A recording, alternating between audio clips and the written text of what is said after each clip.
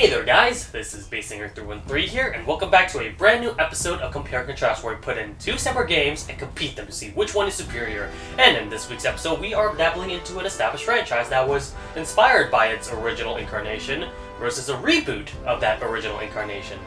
Normally, it would make sense for me to compare the first Tomb Raider and Uncharted games to see how they both compare to each other, or hell, even the first reboot of Tomb Raider, but I don't own those games. Maybe in the future. I chose these two games specifically because these two are the ones I'm more familiar with, and they happen to be released somewhat of the same year. Not too close, but I think 2 years is a good enough comparison. Plus, I relatively enjoy both of these games anyway, so I think it'll be a good experience for me to see which one is better, in my opinion. So, will the inspired be the winner, or will the inspired of the inspired be the winner? This is Uncharted 3: Drake's Deception versus Tomb Raider 2013.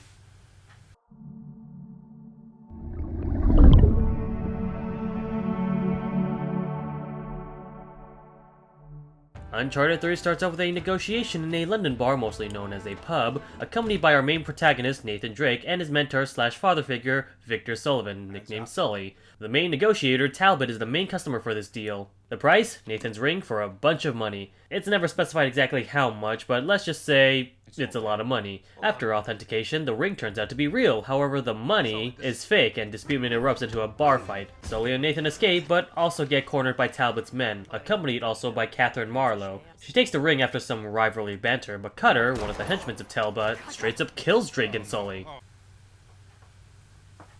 No joke, they just straight up died. Is this Metal Gear Solid 2? And then afterwards it flashbacks to Drake's backstory 20 years ago somewhere in Colombia, where he himself investigates the treasure behind Sir Francis Drake. Okay, odd mood whiplash, but let's just roll with it for now. I'm pretty sure this is gonna come up later. He investigates the museum which holds the item Nathan needs to get. However, with many suspicions aroused, it's going to be difficult with a lot of witnesses around. Interestingly enough, another fellow treasure hunter seems to be after the same treasure, and who is that? Why, it's none other than a younger version of Sully. We stalk him for a while until we found out he's making fake keys to unlock the artifact, and so Drake attempts to steal it. Unfortunately, he gets caught, forcing him to return his wallet. However, Drake, being the sneaky devil he is, actually did steal the key after all. At the brink of nighttime, it is time to infiltrate.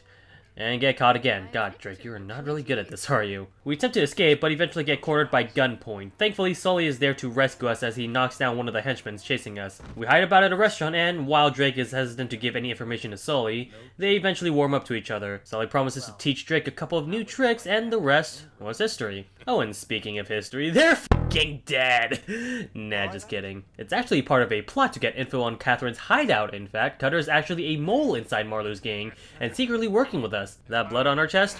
Totally fake. We also got Chloe working alongside with us. Wow, I've covered 2 Chloes this season. That's gotta be a pretty common name. Chloe's spying on Talbot's men and notices that they went to an abandoned building, but when entering, there is no car to be seen. Further investigation shows that there is indeed a secret base hidden inside. Our 3 main protagonists heads in and finds a big library wealth of information. Retrieving the book and necklace back, our 4 heroes are split up into 2 teams, one traveling into an old mansion at the French chateau, and somewhere in Syria, located in a citadel. With Nathan and Sully going into the former, and Chloe and Cutter going for the latter. While traveling, it turns out Talbot and his men are already onto them, and so they ambush them, attempting to kill and leave them for dead. However, these spider-looking creatures force Talbot and his men to flee, leaving our 2 main protagonists alive and escapes. But Talbot, just for safety precautions, torches the place down in an attempt that they do not escape. Luckily for us, we do, but we know that Chloe and Cutter are also in danger, so we make haste into the citadel. And in actuality, they are safe and sound. Talbot's men, on the other hand, are there. However, they have not gotten caught yet, so they are perfectly safe. Get down! They are not safe. Luckily, we happen to have a sniper rifle conveniently placed on the pathway to our escape. We eventually arrive towards the destination, as our 4 heroes need to find an entryway to another tomb. Unfortunately, Cutter got shot by a tranquilizing drug that seems to make him go crazy and not trust Drake. On top of that, the drug forces him to lose his weapon and the journal that details the events and puzzles within the tomb. Our 3 heroes notice this, but Cutter, being uncooperative due to the effects of the drug, has forced our heroes to be extra careful with him. And by being extra careful, I mean leaving Drake all alone by himself. With him. Unsurprisingly, this does not go well, as Cutter nearly kills Drake until Sully snaps him back into reality. The drug appears to no longer be a effect, but tension between him and our heroes remain hostile. We found the treasure, as Cutter keeps guard of it, and our next objective is to escape, which Talbot predicted we'll do anyway, so we ended up with more surrounding. Cutter seems to still be in effect of the drug, and that forces him to aim his weapon to the group, and Talbot demands them to drop their weapons. Unfortunately, he also commands them to shoot them, but regardless, it turns out Cutter was actually acting this entire time and the effect of the drug was fake. He shoots Talbot, letting our heroes to escape. While escaping, 3 of our heroes manage to jump off a tower, but because the bridge broke, Cutter is unable to jump overboard, leading him to an alive Talbot, who we assume to die from the gunshot. It's never really explained how he survived the gunshot, but Cutter is surrounded and he is forced to give Talbot and Catherine the treasure, and in return, she blows him up with gasoline in a match. Jesus, you should never trust these guys whatsoever. With no other choice, Cutter has jumped over, but in the process, he also broke his leg. Thankfully, however, our heroes escape, albeit with Cutter's disability, and because of that, he's unable to participate in any further missions, alongside Chloe, who wants to help him recover, and not wanting to deal with Drake's shenanigans. So the rest of our journey, it's going to be Drake and Sully from now on as they travel to Yemen with a familiar face. It's Elena, who managed to get us permits to Yemen, as long as we act like journalists rather than treasure hunters, which Elena immediately knows as Drake acts all coy about the situation. With more traveling, they discover another tomb and the location of the Lost City. However, they also learn that Sir Francis Drake discovers the location of the Lost City as well, and there's a clear reason why he abandoned the mission. Regardless of the factor, Drake still wants to pursue this treasure. We escape the tomb only for Drake to be shot by a hallucinogenic dart that causes Cutter to become crazy as well. Drake fears for his life as everything becomes a huge drug trip, and after his relapse, he is captured by Marlowe and Talbot. Marlowe talks to Drake about his relationship with Sully and how he should not be trusted. I don't know about you, but after 2 games of life and death situations, yeah, it makes sense that Drake's not buying it. Eventually, they get a hold of Sully's location as he attempts to escape and save him, but gets knocked out by a pirate named Ramses and gets stowed away after he wakes up. Ramses interrogates Drake to see if they could secure any more information, but he refuses. Not having any more time wasters, Ramses states that Sully is held hostage here as well, but that's not gonna make Drake confess about anything. In fact, that actually gives us motivation to escape and locate where Sully is being held. Drake locates Sully as it seems that he's tied up in a chair with a bag over his head, but it turns out to be just a fake body, and Sully was never actually captured to begin with. The ship is sinking after the amount of damage it sustained, so we need to escape pronto. He escapes the ship, but is left unconscious by the ocean. Thankfully, he is rescued ashore at a beach and manages to locate Elena's whereabouts. But unfortunately, Sully has been captured by Marlowe's henchmen, located somewhere in the Rub al-Khali desert. Their idea is to infiltrate an airplane on the way to the desert, so they chase after it with an enormous chase scene, leaving Elena behind and Drake hidden inside the plane. Unfortunately, he gets caught, but after an extraneous fight scene, the plane crashes down and our heroes survive via parachute. So for the rest of our journey, Drake sets off afoot, while further being hallucinated, this time being the hot desert, such as revisiting an empty well, believing Sully is present when in actuality it's just his mind, until he finally reaches to an abandoned town and stocks up with some water. Bad news for him though, Talbot's men are also there, and they're after his blood after the plane crash, even going as far as sending a military tank.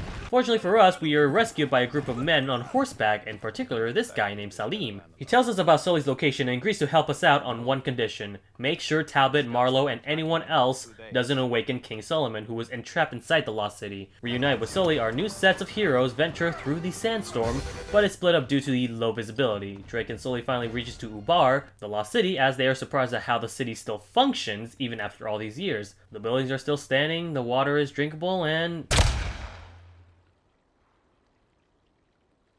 What? No.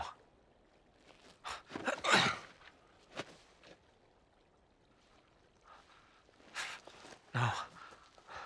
Please. Sully.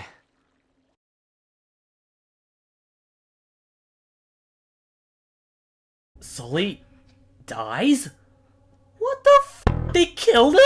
This, of course, enrages Drake, as it should, as he chases off after Talbot and Catherine, and going into the city deeper into the depths below, we are sent to hell, with demons ruling over the place and more hallucinations, such as seeing Sully once again and becoming younger again. He eventually comes into his senses and finds out Sully is actually alive. Oh, thank God, thank God, thank God. Oh, that was a close one. I was about to, jump off this household right here and just head up to Naughty Dog's headquarters and demand the CEO's shoved up in a stack, but okay, I don't think I really need to do that. Where's my angry orchid? So, yeah, all of what happened was just another hallucination, this time due to the Jinn's curse after drinking the fountain water. Because of the properties of what's stored inside the poison water supply, Marlowe plans on extracting the water, but our 2 main characters destroy the device. This, however, causes a sinkhole and engulfs the entire city into the bottom of the desert. So we need to escape fast, while at the same time avoiding Marlowe and Talbot. Eventually they corner us, but with more unfortunate timing, Catherine is stuck within the quicksand. Drake, being the good-natured boy he is, tries to save her, But it's too late. This further angers Talbot even after we attempt to make amends with him. He tries to kill Nathan even at the cost of his own life. However, he dies after getting shot, and within the ongoing sinkhole, our two main characters escape thanks to Salim extracting them from the ongoing disaster. The two return back to Yemen as Sully gives him a wedding ring, possibly to propose to Elena, and officially tying the knot as the game ends with them walking to a new seaplane, awaiting for more adventures. Uncharted 3 overall is a fun ride throughout every chapter and with personality. While I don't personally think it's as good as Uncharted 2's storytelling, I had a lot of fun going through Nathan Drake's adventures. Characters are also bright and entertaining, and the villains are certainly memorable in their own evil ways. Some characters such as Ramsey somewhat get shoved along the side and don't get too much development, but for the most part the new characters introduced, like Cutter, are very likable and entertaining. I kinda wish Cutter and, to a certain extent, Chloe gets a little more spotlight, as the last time we get to see them was a Syrian Temple chapter. Cutter was at the very least excusable since, you know, broken leg and all that, but Chloe on the other hand just stops caring about treasure hunting altogether, and I sort of feel that's out of character for her. Other than that, every other veteran character still acts as how they would normally act. The relationship between Nathan and Sully are always endearing, and I'm glad Nathan and Elena finally got married as a legit couple. If you played any of the previous games, you know that these two make a very good pair. It was overall a satisfying story for the third game in the entry. We start off Tomb Raider with a sinking ship as Lara Croft, or how the English would say, Lara Croft, attempt to escape but fails. She is washed up ashore as her group of friends are present, but they are unable to hear her, and then... Welcome!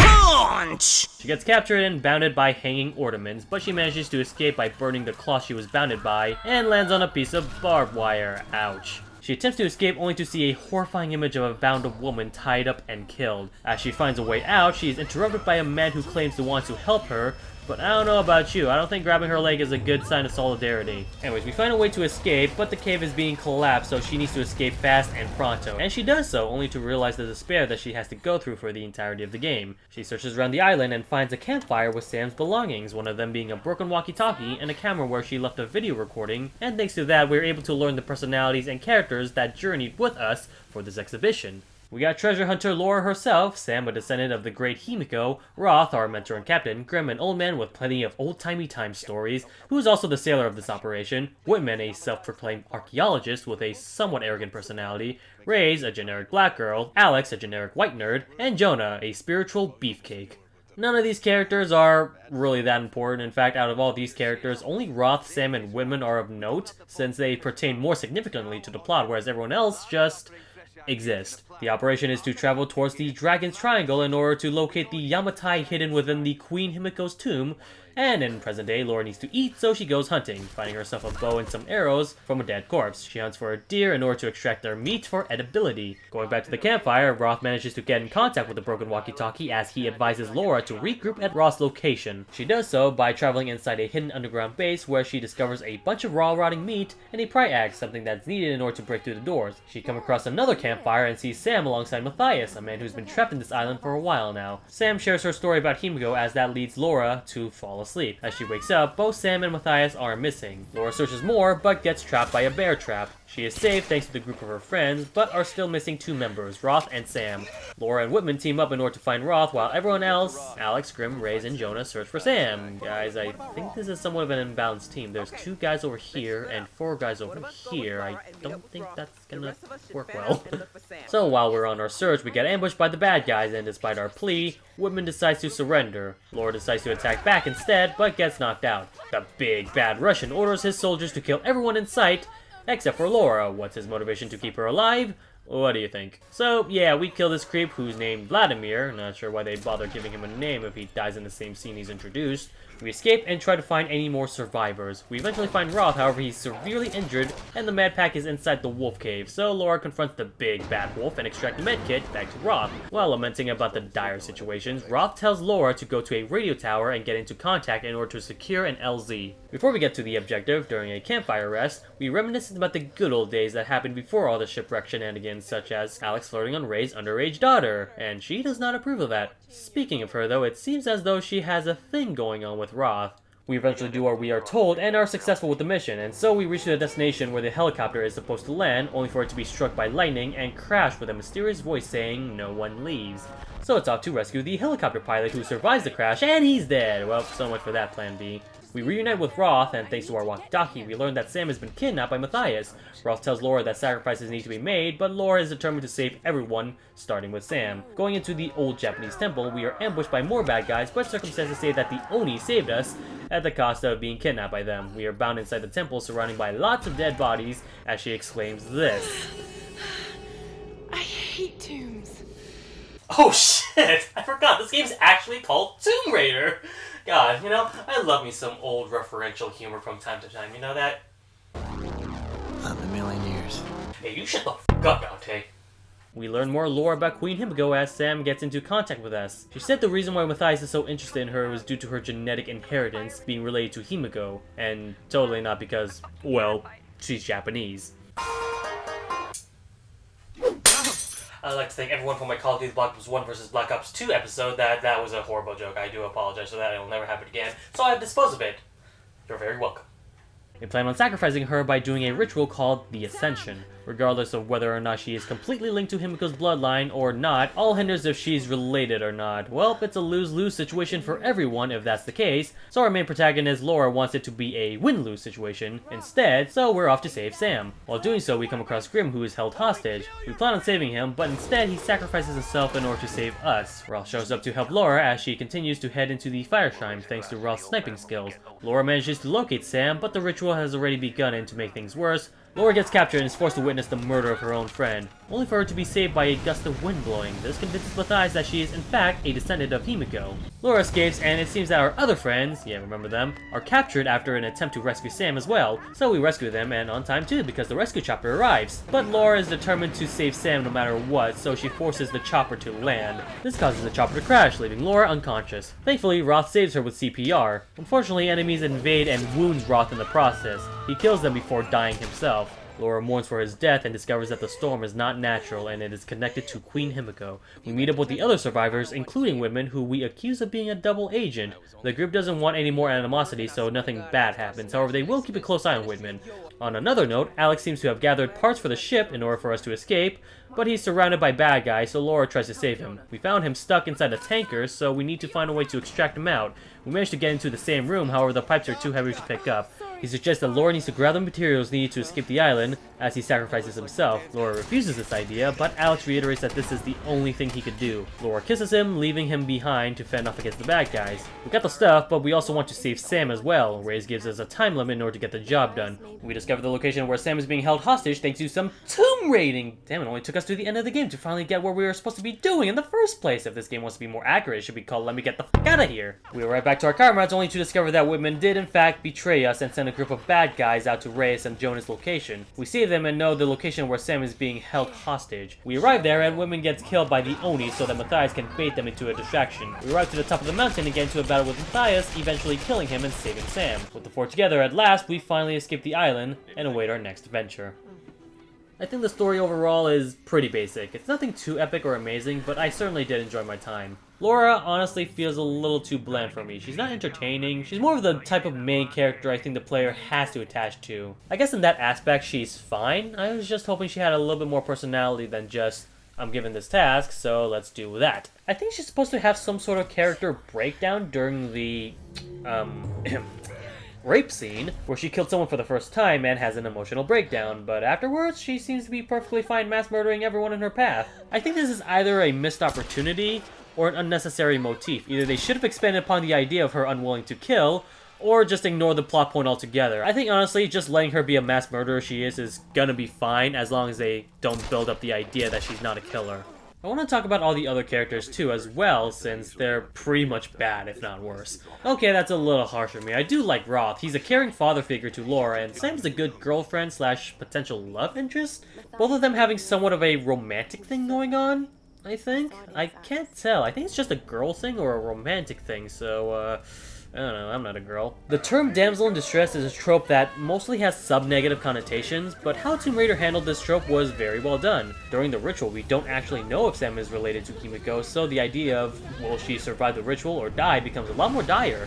She's also a pretty likable character too, nothing too interesting, but not too hateable by any means. She clearly has some sort of bond between Laura, so of course as a player, we are motivated to save her. Alex does also have a love interest towards Laura as well, being that he was the first to volunteer to join Laura, only to be interrupted by Whitman, and the one who eventually gets the kiss he wanted after he dies. Him and every other character I haven't mentioned really should have been explored more. I think it's possible that they're trying to serve more of an impact for future sequels, but I can't say for certain if I care for these characters all that much, and when they die, it sucks, yeah, but it's not like they were good characters by any means. They didn't relate too much to the story, and it would have been easy to ignore them completely if we were focusing on the main story. They do get some journal logs, but that's purely optional. The only death I felt some impact with is Roth, but that's about it. This idea kind of comes alongside with the villain as well, Matthias. He seems like a very standardized villain, manipulative and powerful, sure, but otherwise pretty bland. Whitman, on the other hand, I kinda like. I feel his villainous side was hinted too obviously, but otherwise, he's the type of villain I feel is more entertaining and douchey enough for me to hate, and when he finally gets his comeuppance, it's sort of therapeutic. Something I noticed during the voice acting, interestingly enough, is that Laura's name is constantly pronounced differently, however, there seems to be a consistency to them. All the American actors pronounce her name as Laura, but all the British actors pronounce her name as Lara, how it's originally intended. It's pretty clear throughout this entire episode that I pronounced the American way, but I'm not sure if this is the intended decision on the director's part, or something that just came naturally with the voice actors. On one hand, it can be viewed as an inconsistency, but on the other hand, it could also be viewed as somewhat of an in-joke, poking fun of how Americans constantly mispronounce her name, including myself. I personally don't really care how one pronounces a fictional character's name, as long as there's some sort of close resemblance towards how the name is pronounced. But I'm leaning towards inconsistency with the voice direction, mostly because the game is a lot more serious in nature. As for the voice acting themselves, they range from pretty good to decent enough. Kind of feels like a B-movie in a way. The actors just doing their job, and they do a fine enough job. Can't say anything more about the Japanese or Russian actors in the game since I don't speak those languages, therefore judging them would be difficult for me. But overall, all the English voice actors do a decent job, they know how to emote properly, and while there are some moments where I think they're kinda phoning it in, it's nothing too drastic, so it gets a solid meh. Between the two, they certainly do have different styles. I do believe the Uncharted series is a lot more comedic and lighthearted compared to the dark and dramatic Tomb Raider. However, there are some dramatic moments in Uncharted as well, so I think Uncharted has the advantage. Most of the characters introduced and returning are very entertaining compared to Tomb Raider's cast of Scooby-Doo knockoffs. There are some that get the job done, and some that are equally as entertaining, but Uncharted has every character entertaining, so that's something I could easily say with Uncharted that I can't really say with Tomb Raider. And so I think Uncharted 3 won the story section. It had a better story overall, a better character development, and it was a very good balance between comedic and humor. Now, I think Tomb Raider had the better premise for what makes a good story, but Uncharted 3 definitely executed it a lot better. But that's just for the story. What about the gameplay?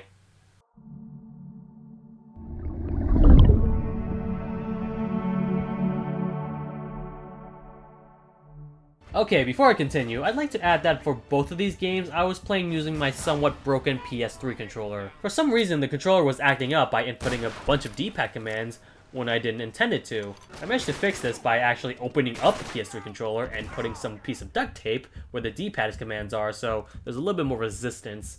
But I just need to mention that in case anyone questions why my weapon selects are acting all haywire. Uncharted 3 is a linear third-person shooter with major platforming elements and puzzles. And a lot of these puzzles range from pretty interesting to somewhat straightforward. However, if whenever you are stuck in a puzzle for a short period of time, the game does give you a hint, and after several minutes after that, the game straight up tells you the answer by having either Drake or one of his companions solve it for us. You can disable this if you're really adamant about solving the puzzle on your own, as in order to even get the hint in the first place, you had to press one of the D-pad commands. So thankfully, you are free to ignore this if you please. Tomb Raider also has puzzle elements as well, however I don't think they're as creative. The side missions do give you some of a challenge, but for the main missions, they're pretty straightforward, and for whatever reason, if you're stuck on them, they just straight up give you the answer. Unlike Uncharted, however, they automatically give you the answer straight up, and you can't disable it. I like the way Uncharted handles hints. It gives you the option to get the hints and answers, whereas Tomb Raider, it somewhat punishes you for being too slow on the puzzles. Both have shooting mechanics that are relatively the same. However, Tomb Raider does have the advantage of having RPG mechanic.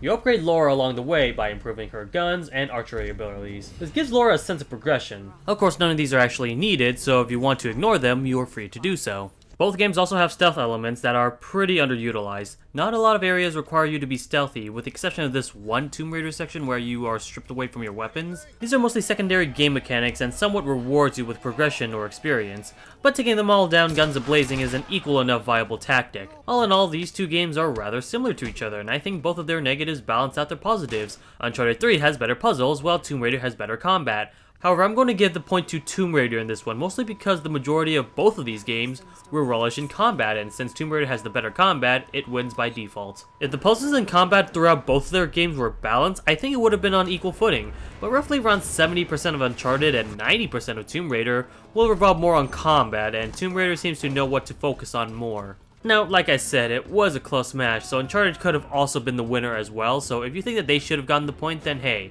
I won't complain. But with the scores tied up, it's all up to the presentation to see which one is superior.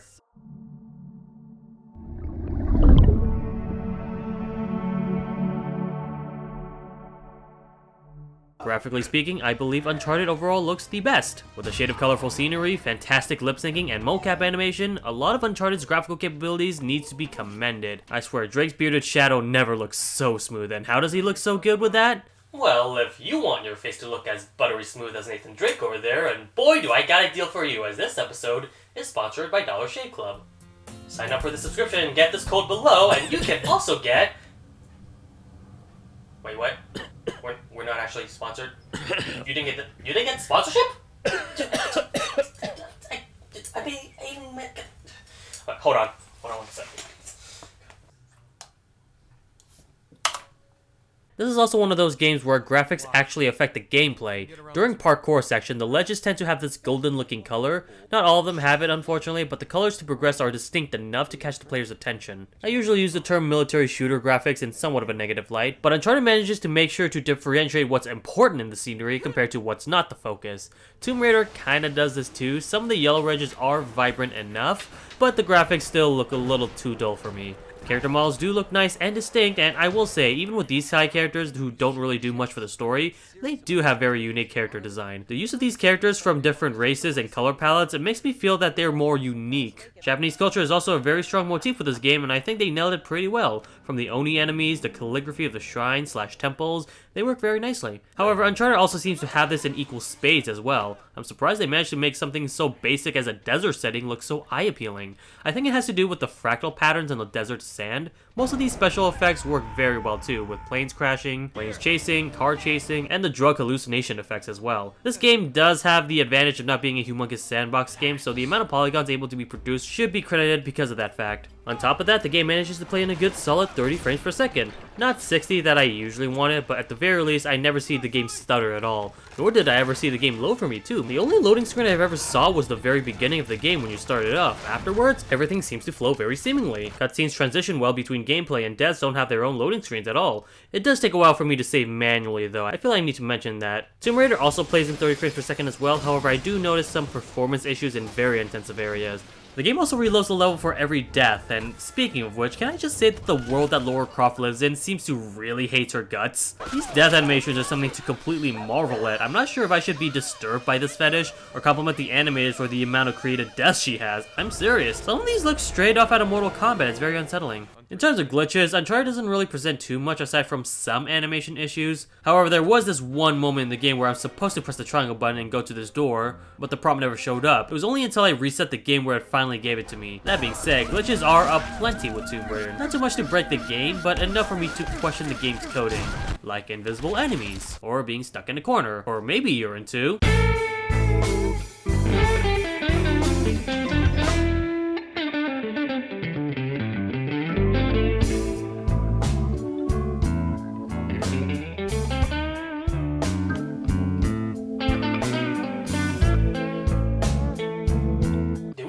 two inanimate objects mating? In conclusion, Uncharted seems to be my favorite out of the two, but Tomb Raider is still fun, so it doesn't hurt to try both of these games out. This was a pretty close competition. I had a lot of fun figuring out which one I liked the most.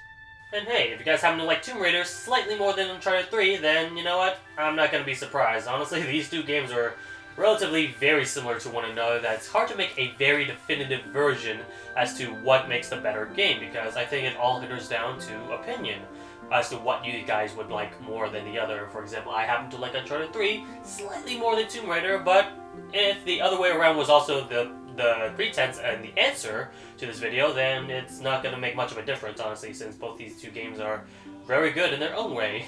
But anyways, yeah, that has been today's episode of Compare and Contrast. It's a shame that I didn't really get that Dollar Shave Club sponsorship, though. I did try, though, but I didn't really get a reply by the time this video uploads, so legally I'm unable to, you know, sponsor them and all that, though. But I did kind of name drop them. It's I wonder how that's gonna happen. But hey, if you guys want me to make it big in the world, then feel free to like, favorite, comment, and subscribe to this channel. I know that sounds like a little bit like e-begging, I do realize that, but this is honestly a very good indication for me to see if this show is actually doing that well or not, because if you guys really do like it, then I will make more of it. That simple as that, though, although I might probably make more of it just because I'm having a lot more fun trying to do this type of video as well, but yeah, whatever. And like I said, you guys are also free to dislike this video as well. I just hope that you guys, if you do so, give me some sort of like feedback or comment as to how I can make this show better, because I definitely do realize that this is not necessarily the perfect all go-to show for you guys, but hey, that is what you guys are for. I'm awaiting any and all feedback, and I will graciously appreciate any of them. With that being said, thank you guys so much for watching this video. This is TheBassSinger, signing out. I swear to God, that better not be another dude with a gun. What? What? What? Oh, it's a lot. Oh, but that's not. So sorry. I didn't mean. No. It's my fault. Don't worry. I was definitely acting a lot more hostile. So I'm sorry. I'm sorry about that. I will take this letter if you thank you. I hope you understand. Okay. You too. Good. All right. Bye. Got a letter for some reason. I don't know what this is for. Maybe Dollar Shave Club after all got my sponsorship or something. Who knows? But what is this about? Holy tits! I'm making big in the world!